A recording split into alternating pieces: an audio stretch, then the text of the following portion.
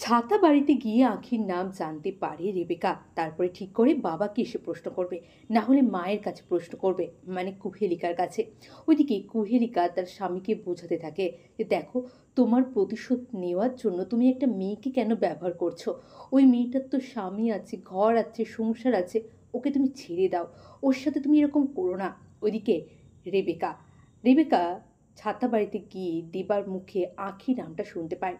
সে তো আঁখি নামটাই প্রথম শুনছে, কারণ এইদিকে তো ম্যাজিশিয়ান বলেছে যে ওর রেবেকা আঁখি নয়। তাই ও ভাবে যে আঁখিটা আবার কে, যার নাম আমার স্বামী ঘুমন্ত অবস্থায় নিচ্ছে। ওইদিকে কুহেলিকার কিন্তু আঁখির প্রতি একটা মায়া পড়ে গিয়েছিল। কুহেলিকা চাইতো না যে শুধুমাত্র প্রতিশোধ নেওয়ার জন্য একটা মেয়ের জীবন নষ্ট হয়ে যাক, কিন্তু তার স্বামী তাকে জানিয়ে দিল, তুমি একদম আমার পথের কাঁটা হয়ে দাঁড়াবে না। আর সেই সময়ই আঁখি কিন্তু ওই ঘরে ঢুকছিল। আঁখি কিছু শুনতে পারবে তার বাবা মায়ের কথা?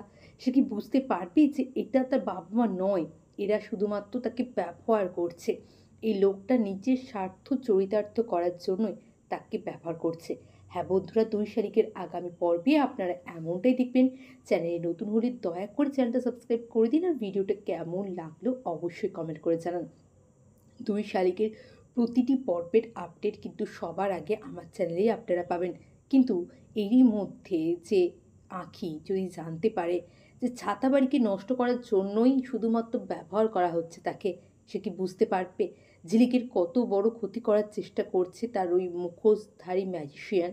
হ্যাঁ বন্ধুরা, কবে জানতে পারবে সেই অপেক্ষাতে আমরা আছি, আপনারা আছেন। কেমন লাগছে অবশ্যই একটা কমেন্ট করে জানিয়ে যাবেন। অনেক ধন্যবাদ সকলকে ভিডিওটি দেখার জন্য। ভালো লাগলে লাইক, সাবস্ক্রাইব আর শেয়ার করে দেবেন। অনেক ধন্যবাদ সকলকে।